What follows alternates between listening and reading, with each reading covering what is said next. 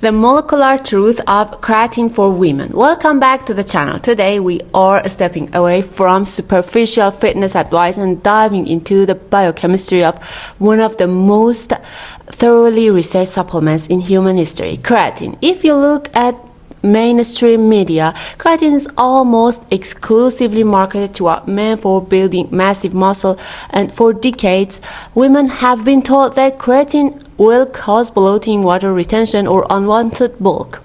As a registered dietitian and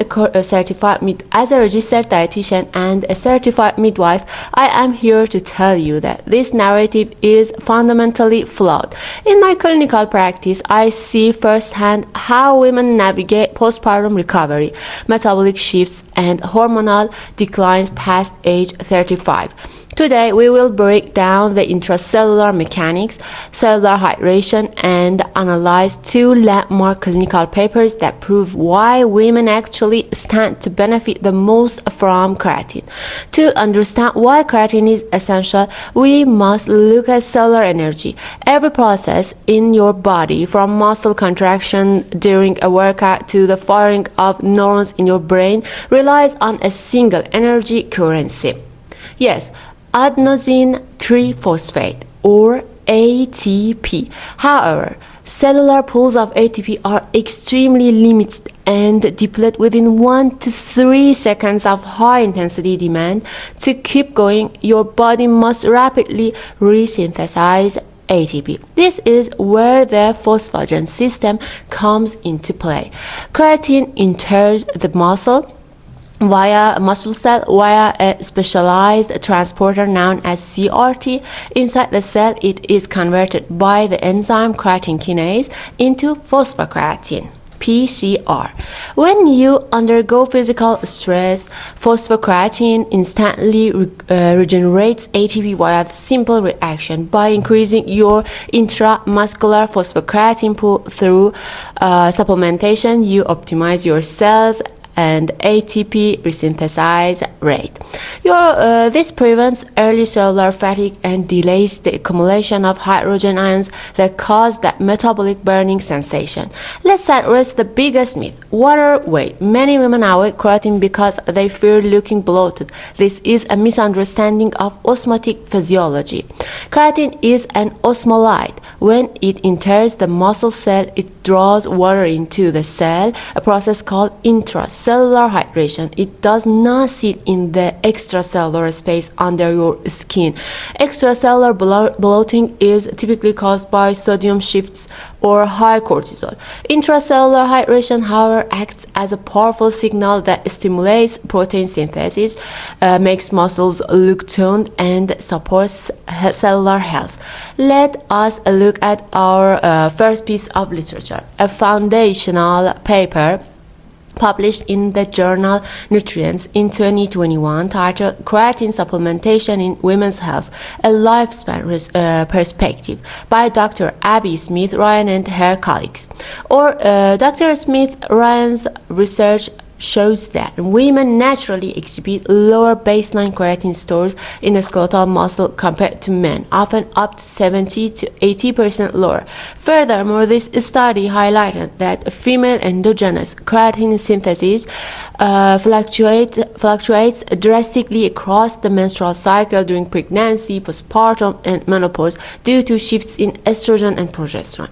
Estrogen is a key regulator of creatine kinase expression. When estrogen plunges during menopause or shifts during your cycle, our natural ability to rapidly create ATP is compromised. The data proved that consistent creatine use in females significantly enhanced lean mass, supported bone mineral density, and mitigated the metabolic deceleration typically observed during menopause.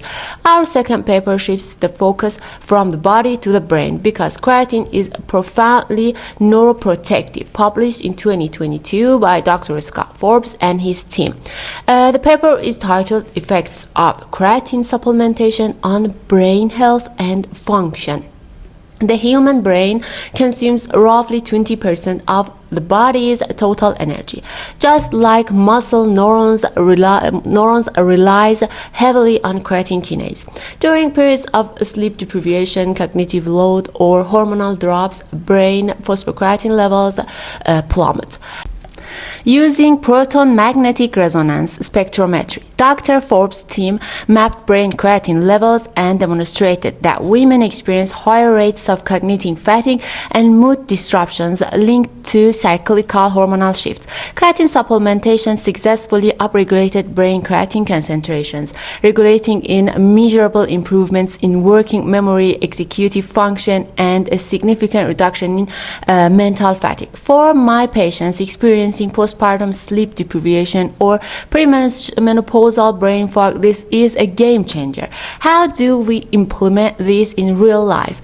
There are two protocols to achieve muscle saturation. The first is the loading protocol, consuming 20 grams per day divided into 5-gram doses for 5 to 7 days, followed by a maintenance phase. While fast, this can occasionally cause mild stomach upset due to sudden osmotic shifts in the gut. The second is the steady state protocol, which is my personal clinical preference. Simply taking 3 to 5 grams per day consistently, research shows this protocol achieves full muscle saturation within 28 days without any gastrointestinal discomfort. And please do not waste money on expensive variations like creatine HCl or liquid creatine. The peer-reviewed literature is clear. Creatine monohydrate has an oral bioavailability exceeding 99%. It is the most stable, most steady, and most affordable form available.